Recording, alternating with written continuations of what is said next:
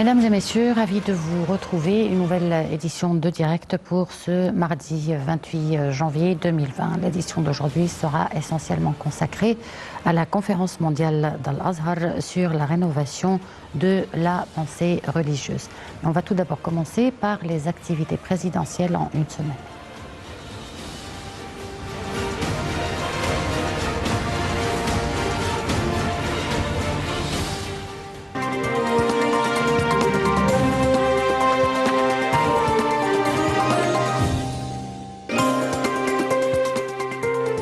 Le président de la République est arrivé dans la capitale britannique Londres pour participer au sommet Royaume-Uni-Afrique sur l'investissement. Le président El-Sisi participe au sommet Royaume-Uni-Afrique sur l'investissement.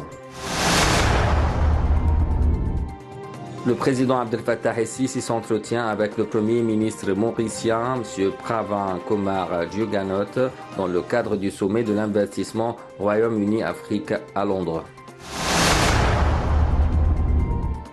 Le président Abdel Fattah El-Sisi s'entretient avec le président de la République démocratique du Congo, Félix Tshisekedi, dans le cadre de sa participation au sommet Royaume-Uni-Afrique sur l'investissement à Londres.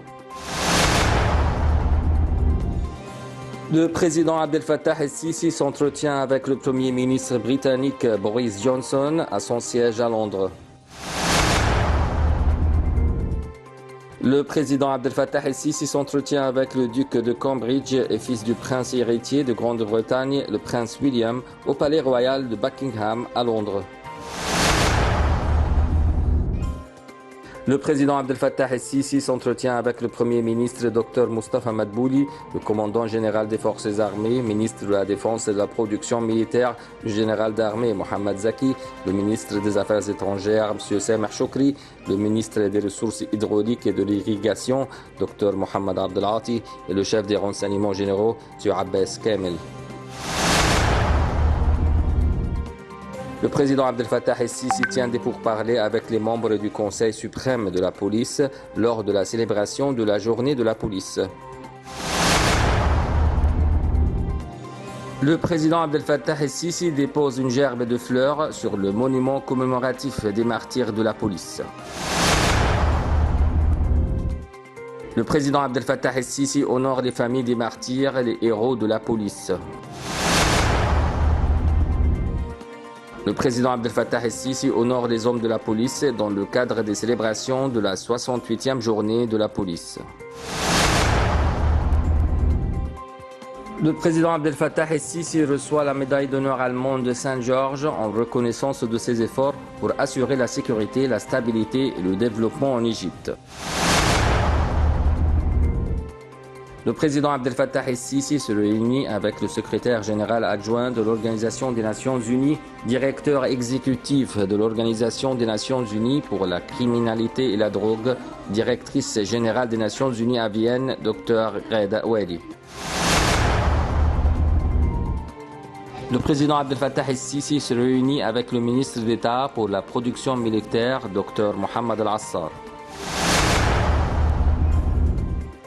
Le président Abdel Fattah El-Sisi félicite le peuple égyptien et l'équipe nationale de handball pour avoir remporté la Coupe d'Afrique des Nations et se qualifier pour les Jeux Olympiques de Tokyo, saluant cette réalisation qui reflète la détermination et la volonté de cette génération des jeunes égyptiens.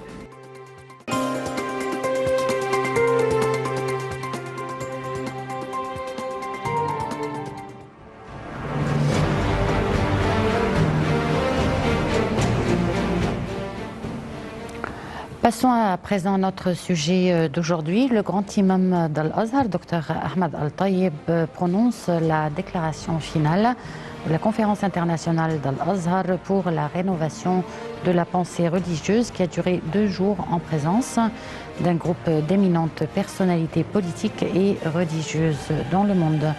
La conférence a examiné lors de ses sessions les dossiers de la rénovation et de la sécurité sociale au cours des activités de la 2e et dernière journée de la conférence d'Al-Azhar. L'ancien secrétaire de la Ligue arabe, Amr Moussa, a souligné la rénovation du discours religieux et qu'elle était nécessaire pour protéger les idées de la nation.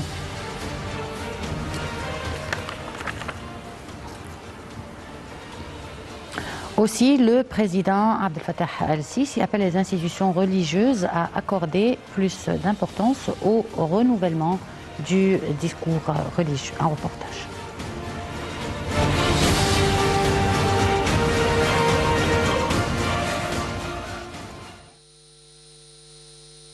Le président Abdel Fattah el-Sisi a appelé hier à ce que la conférence mondiale d'Al-Azhar sur la rénovation de la pensée islamique qui s'est tenue au Caire soit les prémices d'une série de conférences annuelles de ce genre.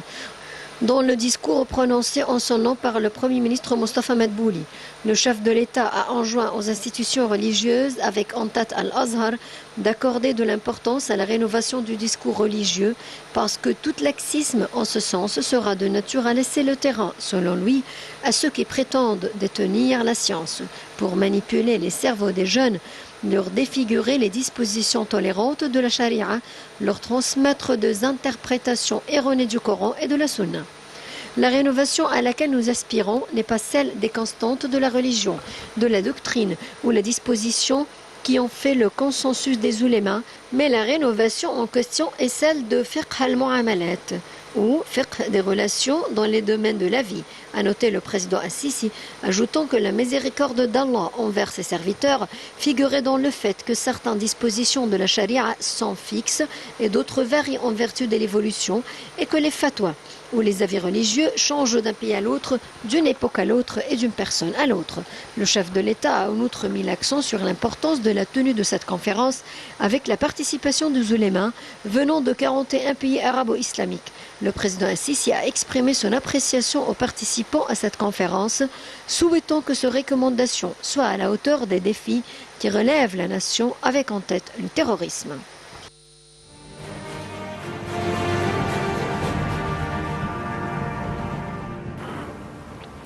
Et à présent, nous avons en ligne Dr Ismail Hamed, chercheur islamique, pour parler de l'importance de cette conférence. Bonsoir, docteur. Oui, bonsoir. Alors, une telle conférence internationale sur le discours religieux qui se tient en Égypte a certainement une grande importance, non seulement pour la région, mais je pense pour le monde entier. Donc, d'après vous, quelles sont les lignes les plus importantes qu'a pu soulever ou souligner cette conférence? Bien sûr, une conférence comme ça, c'est un événement très très important pour le monde islamique et pour aussi tout le pied du monde, parce que de telles conférences, avec aussi les axes principaux qui sont discutés à l'intérieur et pendant les sessions de la conférence, bien sûr, on a des axes qui sont très importants qu'on a besoin pour éclairer les terminologies et pour aussi articuler les terminologies, les perceptions, les conceptions que nous avons. On a beaucoup de mélanges maintenant, beaucoup de terminologies qui sont confondues. Aussi, on a beaucoup de défis dans le monde islamique, du défi à l'intérieur, c'est de l'intérieur de notre pays. Et en même temps, il y a des défis sur le plan international, et beaucoup du pouvoir qui joue beaucoup dans le monde islamique et qui ont beaucoup de plans qui sont contre de l'islam, qui sont contre aussi des intérêts de pays islamiques par rapport aux divisions de pays et tout ça. Mais en même temps, ça c'est très important pour nous de s'unifier de l'intérieur de pays islamiques. On a besoin de vraiment de corriger les affaires, de corriger les situations, les situations que nous avons, les relations bilatérales entre tous les pays islamiques. Parce que, bien sûr, avec un front très fort à l'intérieur, donc alors on peut confronter les défis qui viennent de l'extérieur. En même temps, par rapport aux médias à l'Occident, bien sûr, qui déforme l'image de l'islam, l'image des musulmans, et par rapport qui utilise quelques terminologies avec des façons qui ne sont pas justes par rapport, bien sûr, les axes qui sont discutés à la conférence, comme Al-Jihad, comme la position de la femme en islam par rapport à la famille, les enfants, par rapport au renouvellement de discours religieux. Bien sûr, il y a beaucoup d'axes qui sont très importants, qu'on a besoin de corriger la perception et la précision par rapport aussi à la compréhension de tous les axes qui sont discutés là-bas. Bon, docteur Ismail, quels sont les défis qui vraiment font face aux religions célestes aujourd'hui? Bien sûr, comme déjà dit, alors, on a 10 défis à l'intérieur de pays islamiques et en même temps des défis à l'extérieur. À travers l'histoire, depuis le début de l'islam était beaucoup confronté par les ennemis de l'islam. Bien sûr, les ennemis de l'islam depuis les empires païens, depuis l'empire romain, alors qui était en même temps avec l'apparition de l'islam, avec aussi le début du message du prophète Mohammed. Il y a les Romains, il y avait les Perses. Donc à travers l'histoire, avec des formes différentes, il y avait toujours des défis de l'extérieur. Toujours encore des défis à l'intérieur par rapport aux divisions des pays. Aussi, ça a été à travers l'histoire. On avait toujours, pas toujours, on ne peut pas dire toujours, mais dans quelques temps qu'il y avait des divisions entre les pays, il y a aussi des intérêts qui sont paradoxes ou qui sont contradictoires entre les pays islamiques. Mais actuellement, par rapport à l'image de l'islam dans les médias, l'islam particulièrement, parce que les autres religions célestes, le christianisme, bien sûr, ça s'est protégé par rapport aux médias en Occident. Le judaïsme s'est très très bien protégé aussi par rapport aux propriétaires de médias à l'étranger qui sont beaucoup avec une attitude juive. Donc il n'y a pas de problème. Mais toujours c'est l'islam qui est en face de la confrontation, qui est toujours les visions qui sont toujours déformées dans les médias en Occident. Et pour ça, c'est très important pour avoir du média en face de tout ça. On ne peut pas dire qu'on ne peut pas faire du média de même valeur, de même force, de même pouvoir comme le média en Occident. Mais aussi, on a besoin de corriger et aussi de renforcer les médias dans les pays islamiques pour en même temps donner la vraie image. L'Azhar, il a commencé depuis vraiment quelques années de faire des livres qui parlent de l'islam par rapport à la vision islamique et il donne tout ça pour les visiteurs étrangers de l'Égypte et pour les touristes, pour leur donner livres, par exemple, livres qui parlent de la femme en islam. Ça, c'est très très important de donner un livre qui parle de la vraie position de la femme de l'islam ou en islam, pour donner ces livres-là gratuitement. Et ça, c'est très important. Aussi, un autre livre qui parle du message du prophète Mohammed. Donc aussi, ça c'est très important parce que le message du prophète Mohammed est beaucoup déformé dans les médias en Occident qui parlent que le prophète Mohammed, son message, c'est un message violent qui appelle toujours à la violence et n'importe quoi pour le terrorisme et tout ça. Et ça c'est pas vrai.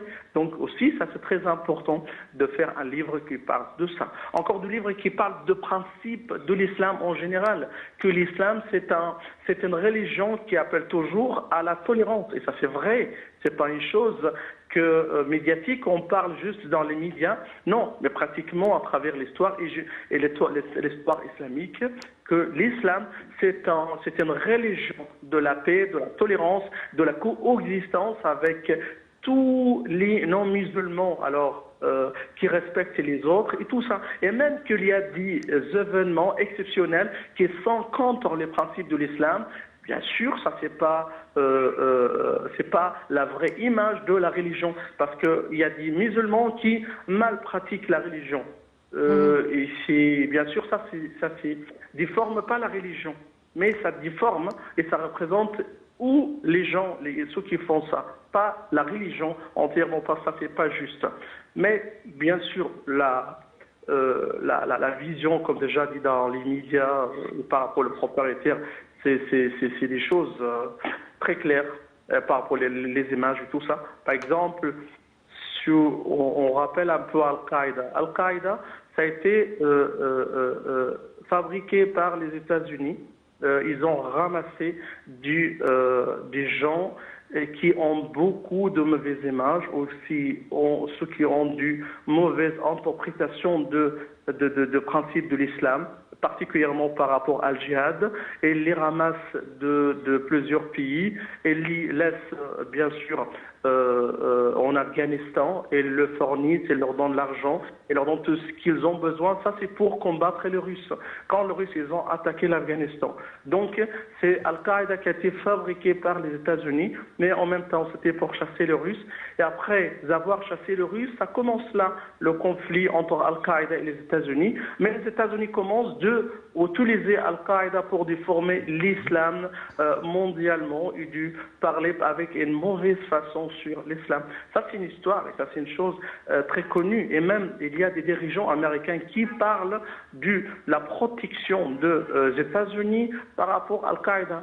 Ils leur donnent les renforcements, ils leur donnent la finance, ils leur donnent tout ce qu'ils ont besoin pour servir les États-Unis. Donc encore, ça c'est une chose. Et même à la fin de Al-Qaïda, ils ont encore fabriqué Daesh avec l'image qu'on a vue, mais avec une image islamique qui est très très violente, et en même temps pour servir les intérêts américains et pour leur donner toujours la chance de rester dans la zone du Moyen-Orient et d'être toujours à côté des ressources de pétrole et dans les zones stratégiques du Moyen-Orient et en même temps pour implanter et pour appliquer la politique américaine qui s'appelle l'anarchie créative.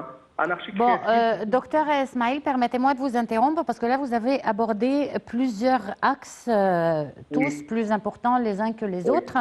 Tout d'abord, vous avez mentionné l'observatoire de Al-Azhar qui reçoit toutes les informations sur l'islam et qui les corrige. Cet observatoire, à qui il est adressé?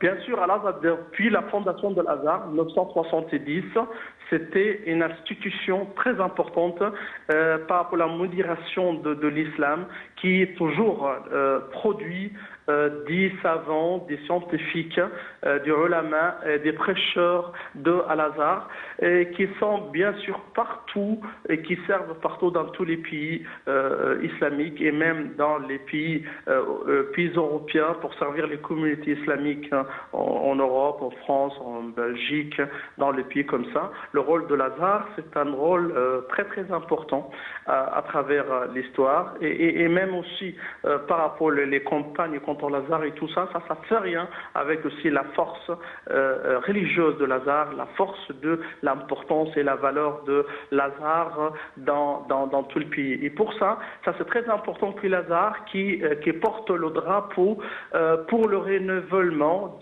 par rapport aux conceptions, par rapport à la vraie compréhension des principes de l'islam. Ça c'est très important. On a beaucoup besoin de telles conférences avec aussi les axes qu'il parle actuellement, avec aussi les articles scientifiques, avec beaucoup plus de 40 pays qui participent avec de telles conférences. Vraiment, ça c'est très très très très important. Mais aussi, on a besoin de soutenir l'Azhar aussi contre les campagnes qui sont contre l'Azhar. Dans les médias internes à l'intérieur de l'Égypte. Et pour ça, on a besoin. Et l'État, bien sûr, on voit qu'avec la tenue de telles conférences, l'État donne le soutien pour Al-Azhar. Et ça, c'est pour compléter son message, qui est un message très important pour servir l'islam, pour servir l'Égypte et tous les pays islamiques, bien sûr. Bon, docteur Esmaïl, vous avez également mentionné les médias et surtout les médias occidentaux qui protègent le judaïsme et le christianisme et qui s'attaquent à l'islam. Pourquoi, d'après vous, ils protégeraient ces deux religions célestes et s'attaqueraient à l'islam? Bien sûr, par rapport aux propriétaires des médias en Occident. On connaît bien sûr les propriétaires des médias en Occident. Alors, ils sont juifs. Et les juifs, ils sont toujours contre l'islam. Et c'est ça le problème. Ils ont une attitude contre l'islam. Et pour ça, alors on regarde les images toujours qui déforment. Et quand on trouve des amis européens, des amis étrangers qui nous parlent par rapport à leurs médias, qui parlent avec une façon déformée de l'islam, toujours de montrer l'islam par rapport à la violence, par rapport au terrorisme et tout ça. Ça c'est pas bien. Et en même temps, ils cachent les événements dramatiques qui se passent pour les musulmans. Par exemple, les Rohingyas, bien sûr, au Myanmar, et tout ce qui se passe là-bas par rapport aux massacres, les génocides et tout ça, les médias en Occident ne parlent pas de ça. Par rapport aussi tout ce qui se passe pour les musulmans en Chine, encore par rapport à la persécution, la torture et la grande prison en Chine là-bas pour 8 millions de musulmans là-bas. Et les médias ne parlent pas beaucoup de ça par rapport à leurs paroles contre l'islam. C'est un petit événement qui se passe dans un pays islamique. Ils parlent clairement, avec des paroles très centrées, très concentrées sur tout ça. Donc ça c'est très clair. Et même en Inde, par exemple, il y a encore des campagnes contre l'islam, le musulman en Inde là-bas pour bien sûr diminuer leurs droits là-bas par rapport à la nationalité et pour arracher la nationalité de beaucoup de musulmans en Inde, aussi dans les médias en Occident, ils ne parlent pas de ça. Et aussi les médias là-bas ne parlent pas par rapport aux massacres qui se passent au Moyen-Orient à cause des grands pouvoirs occidentaux, par rapport à l'intervention américaine en Irak depuis il y a quinzaine d'années, et le résultat de tout ça, à peu près 2 millions de morts qui résultent de tout ça. À cause de quoi? À cause de rien. Il n'y a pas de raison pour l'intervention et les attaques américaines. Mais les médias ne parlent pas de ça. Juste à la fin, les présidents des États-Unis et le président de l'Angleterre, ils nous parlent de excusez-nous, on avait de mauvaises informations concernant les armes nucléaires en Irak, de Saddam Hussein et tout ça. Mais les massacres et tout ce qui se passe, les 2 millions de morts, alors qui leur donne leur droit de tout ça? Mais rien. Donc la vision, ça c'est très clair par rapport aux médias en Occident qui est contre l'islam. Bon, docteur Esmaïl, à part les massacres et les conflits religieux, moi je parle des choses comme par exemple les caricatures qui ont été faites du prophète Mohammed, à lui bénédiction et salut, dans des journaux à l'Occident.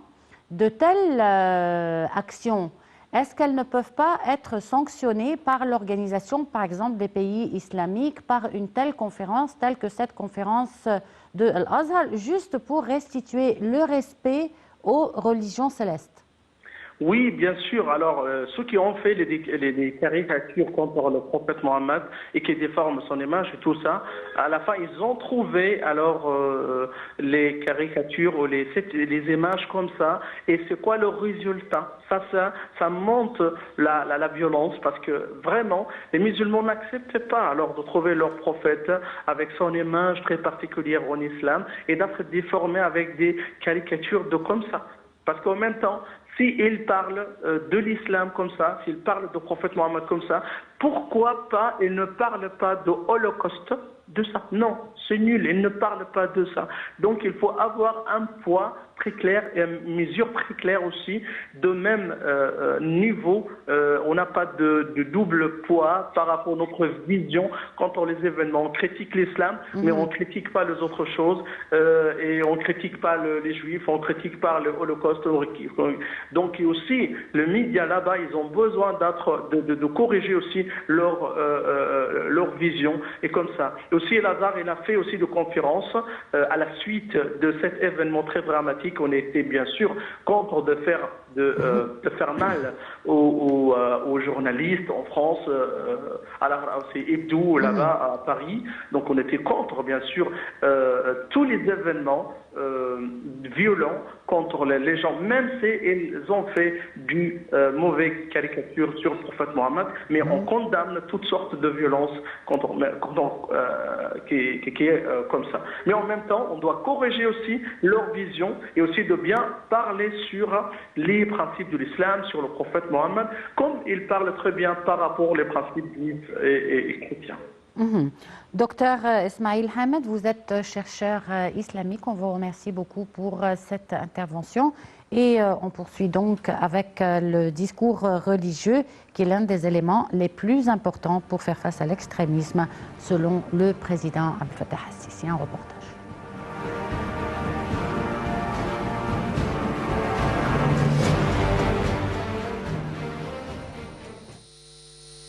Après juillet 2013 et la révélation de l'ampleur de l'extrémisme religieux et de la menace terroriste, le pouvoir a réclamé à corps et à cri le renouvellement du discours religieux comme première étape en vue de la sortie de l'Égypte de tunnels terroristes.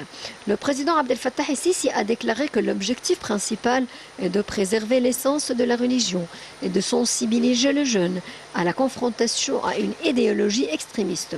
Le discours religieux constitue sans aucun doute l'un des éléments les plus importants de la confrontation. Il a ajouté « Nous espérons faire plus d'efforts et de travail continu par la religion sur les problèmes de la patrie et rappelons-nous que notre nation est la meilleure nation présentée aux populations », a dit le chef de l'État. Le président el-Sisi s'est exprimé en juin dernier lors de la cérémonie organisée par le ministère des Waqf pour célébrer Laylatul Qadr ou la nuit du destin.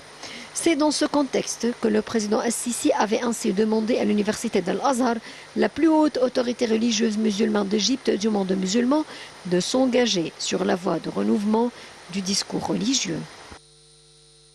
إن رسالة الإسلام قد أرسل قواعد التعايش السلمي بين مختلف الأديان والأعراق. هذا الدين مرتبط بالأديان السماوية برباط عضوي لا ينفصل. الإنسان الشرقي بطبيعته متدين يحب الدين لأنه يعمق الصلة الشخصية بينه وبين الله. في الوجود اللي احنا فيه كله مش لوحدينا ومش ممكن هنبقى لوحدينا. إن مشيئة الله قضت أن يخلق الناس مختلفين حتى في بصمات أصابعهم. يقول القرآن: ولو شاء ربك لجعل الناس أمة واحدة ولا يزالون مختلفين. وحرية العقيدة مكفولة في القرآن بنص صريح. واحنا أوصياء على عقول بعض، على اختيارات بعض. في الدين بالذات لا بقى. لا إكراه في الدين، لا إكراه في الدين. حرية الإنسان وحرية الإيمان والاعتقاد تقف عند حدود حريات الآخرين. مسلم الذي يؤذي أهل الكتاب تبرأ الله ورسوله منه في الدنيا والآخرة.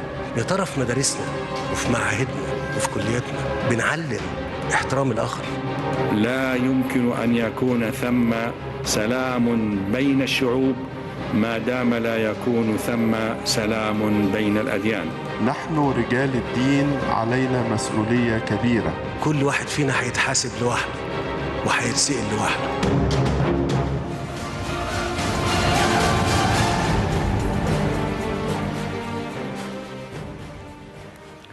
Nous revoilà de retour et nous avons en ligne Dr Kamel Gaballa, professeur à l'université d'Al-Azhar. Bonsoir docteur. Bonsoir.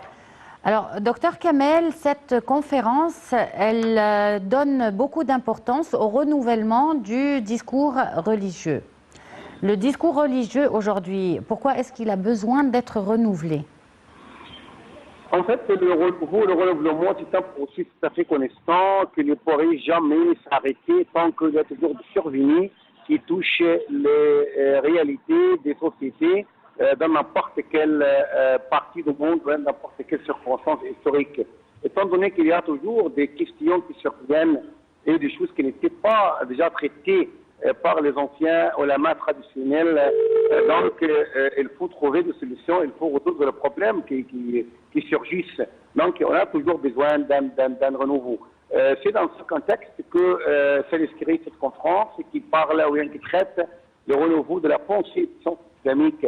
Le renouvellement des sciences islamiques et de la pensée islamique, c'est pour qu'il soit tout à fait compatible avec cet espace et avec les préoccupations de gens et ne pas être toujours enfermé dans des anciennes interprétations et analyses des textes sacrés, pas plus textes sacrés, sans de cette souplesse qui pourrait donner toujours des solutions à toutes les questions qui s'opposent en fait aux réalités vécues. Mais le problème, c'est quoi? C'est que tel était interprété d'une manière tout à fait compatible avec les traditions, les coutumes du passé. Actuellement, tout a changé. Donc, il faut une nouvelle, de nouvelles attitudes, des raisonnements, des réflexions et des pensées. Bon, mais docteur Kamel, le Coran, qui représente le livre saint de l'islam et la religion ou le contenu non seulement de son temps, mais de tous les temps. Donc, je pense que le problème, là, est avec l'interprétation même du Coran. Donc, bon, il ne faut pas faire amalgame entre ce qui est sacré et ce qui est profane. Le texte coranique, c'est toujours sacré, donc il est inaliénable, mais il a cette souplesse qui pourrait en fait englober toutes les interprétations.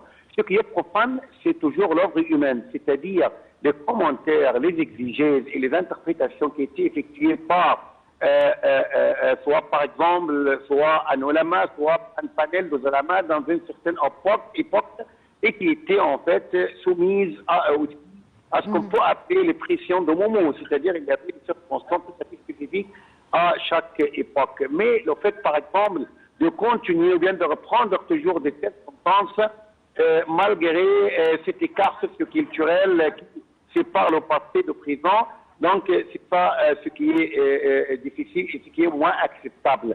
Il faut connaître que pour les grandes prescriptions islamiques, c'est-à-dire qui sont les piliers de l'islam, le fondement de l'islam, et qui continuent dans les versets définitifs, à sémantique définitive, à signification définitive, et aussi si vous voulez, en fait, il y a une unité interprétative, donc on les laisse intacts, et ils représentent environ 10% de la législation islamique. Alors que pour le 90% de la législation islamique, il était le produit d'une œuvre humaine qui a travaillé sur le texte en fonction des circonstances et des compétences de vie qui lui a été disponibles dans son époque. Comme on est en présence d'une nouvelle réalité vécue, donc il faut aussi avoir nos outils d'interprétation, comme par exemple les sciences sociologiques, les sciences de langage et les sciences de la lutte de score et tout ça. Tout cela pourrait servir en fait à contribuer à une nouvelle attitude à la fois interprétative, analytique, qui pourrait répondre à tous les besoins de la communauté musulmane.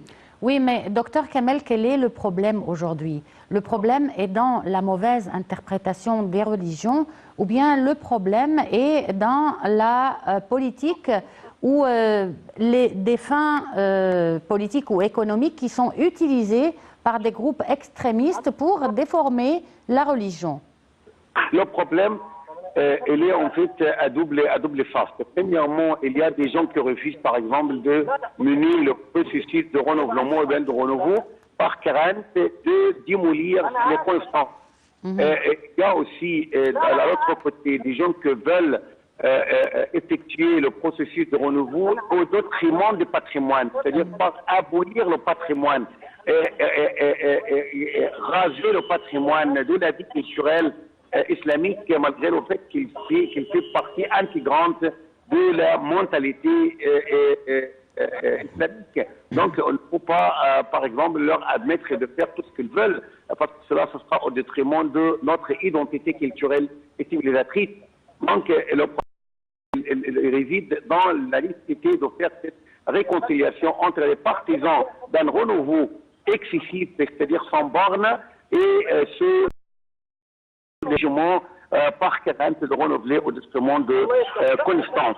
Il faut aussi d'un processus tout à fait complémentaire et polyvalent, c'est-à-dire partagé par les sociologues, par les linguistes, par les jurisconsultes, par les hommes juridiques, par aussi dans n'importe quel domaine. S'il s'agit par exemple de quelque chose qui touche la médecine, il faut des médecins, qui touche par exemple l'ingénierie, il faut des ingénieurs, qui touche par exemple des questions financières, il faut des économistes, tout ça. Donc il faut un processus polyvalent pour tous les spécialistes à condition que chacun contribue seulement à partir de sa discipline et ne cherche pas à s'immiscer dans les autres domaines. C'est-à-dire la vie technique, par exemple, d'un médecin ou bien de quelqu'un qui est économiste, il faut qu'il donne son avis et laisse, par exemple, la qualification légale de cet avis aux hommes compétents et versés dans les sciences religieuses. Il ne faut pas faire amalgame entre disciplines ou bien il faut éviter l'anarchie disciplinaire. Il faut l'interdisciplinarité, mais il faut aussi que chaque appartenant dans n'importe quelle discipline soit limité dans le cadre de ses compétences et de ses connaissances. Bon, docteur Kamel, on a un problème aujourd'hui avec les médias et avec les sites Internet qui donnent des informations erronées sur la religion et par suite la déforment ou la représentent comme une religion incitant à la violence. Que faire avec ces sites et que ce soit des chaînes de télévision ou de radio ou Internet? Bon, en fait, le rôle de la pensée islamique est la seule garantie pour mettre fin et exterminer la violence et ce qu'on appelle le fiqh de la violence, c'est-à-dire cette attitude intellectuelle qui tend à faire de la violence une culture. Pourquoi une culture? Parce qu'il y a des mauvaises interprétations des textes sacrés pour constituer, à faire triompher les questions des groupes extrémistes et terroristes. Pourquoi? Parce qu'ils peuvent, par exemple, trancher des versets de leur contexte, soit contexte historique, soit contexte, par exemple, romantique ou bien circonstanciel, parce que comme vous le connaissez très bien, le Coran constitue un tout. Lorsque vous procédez, par exemple, à en tirer quelques versets, bien quelques passages, on les tranchant de leur contexte, donc cela fera une confusion sémantique. Cette confusion sémantique est une bonne occasion pour les par exemple, tirer ou bien initier une nouvelle jurisprudence qui n'a rien à voir avec l'histoire de l'islam. Donc, si on procède au renouveau de la pensée islamique, on va barrer la route devant n'importe quelle mauvaise interprétation. Dans le pays, il n'est pas seulement la violence, mais également l'extrémisme, le terrorisme, et même l'athéisme, et même par exemple le suicide, le meurtre, et toutes ces maladies sociales qui étaient traitées du point de vue intellectuel, juridique, islamique au cours de cette conférence. Bon, docteur Kamel, quelles sont les recommandations les plus importantes qui ont été issues de cette conférence? Comment?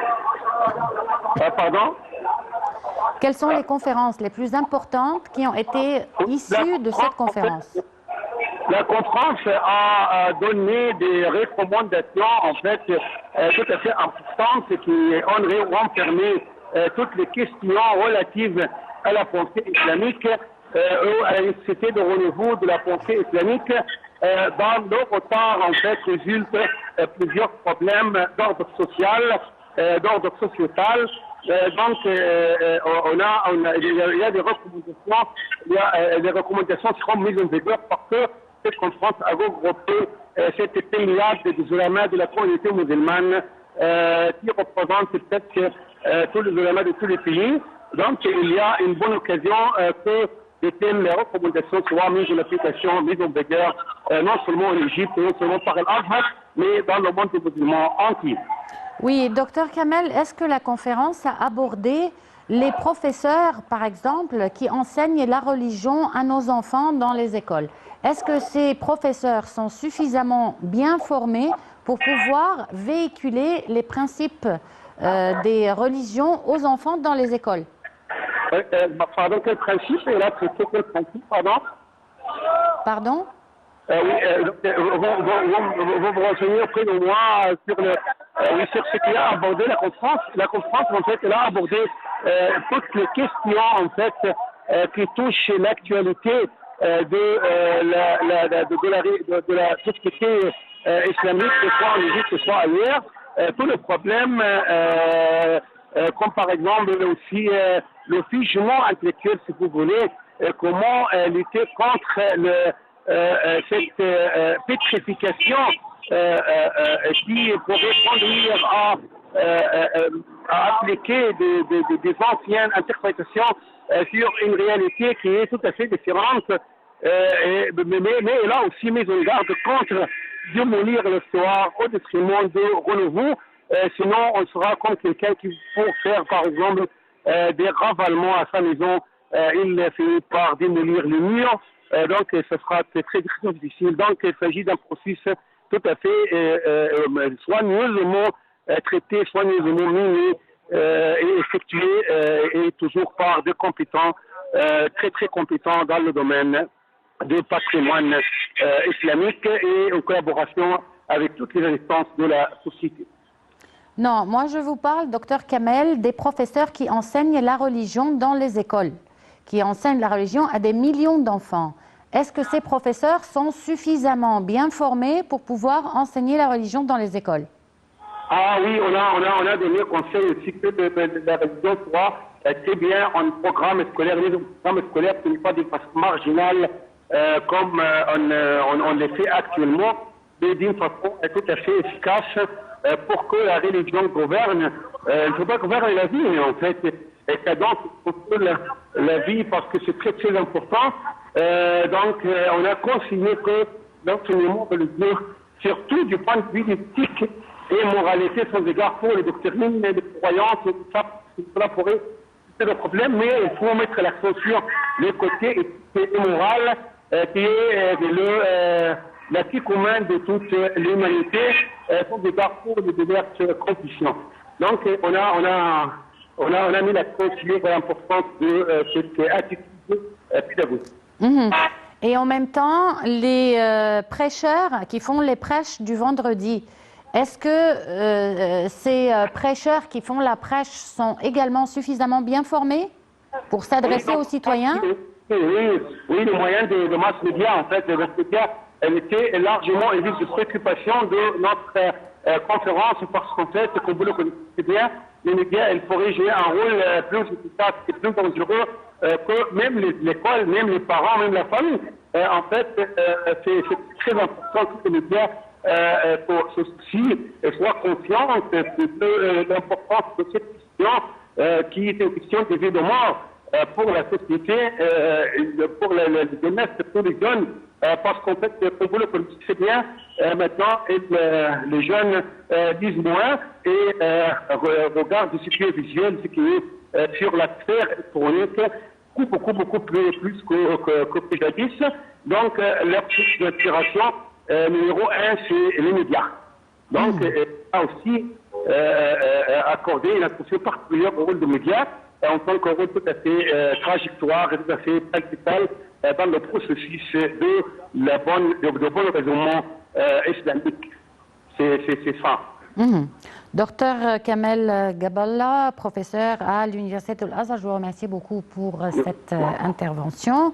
Et on va passer à présent à un autre reportage concernant une initiative importante intitulée « Prépare-toi au vert » et qui reflète la priorité accordée par la direction politique aux problèmes de l'environnement. Un reportage.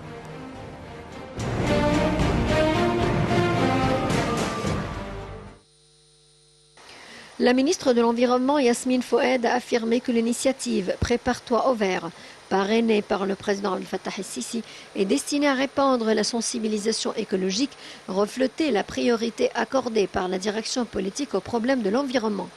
La ministre a ajouté que cette initiative avait été lancée il y a 1 an et demi à travers une stratégie lancée au début de la législature du Parlement dans le but de semer une sensibilisation quant à l'importance de l'environnement. Selon la ministre, la mise à exécution de l'initiative durera 3 ans et couvrira tous les gouvernorats de la République, notant que le mois de janvier avait compris le sujet de l'arborisation au niveau de 7 gouvernorats. La prochaine phase de l'initiative comprendra l'enlèvement des déchets, a-t-elle dit, ajoutant qu'en été, l'initiative évoquera les sujets de la rationalisation de l'énergie et de l'électricité, outre la diversité biologique et le dossier de la pollution de l'air. Concernant le plan du ministère de l'Environnement pour développer les réserves naturelles, la ministre a précisé que les réserves naturelles constituaient les trésors naturels de l'Égypte, faisant état du plan de développement de 30 réserves naturelles, faisant état des travaux déjà accomplis dans les réserves. Concernant la présidence par l'Égypte de la conférence sur la diversité biologique, qui expirera fin 2020. La ministre a souligné que les efforts déployés par l'Égypte lors de sa présidence de la conférence pour 2 ans avaient abouti à l'élaboration de l'avant-projet de la feuille de route de la diversité biologique dans 198 pays, affirmant l'examen par les ministres de l'Environnement en avril en Égypte de cet avant-projet. Ce outre la tenue en juillet du sommet sur la diversité biologique avant la remise en octobre de la présidence de la conférence à la Chine.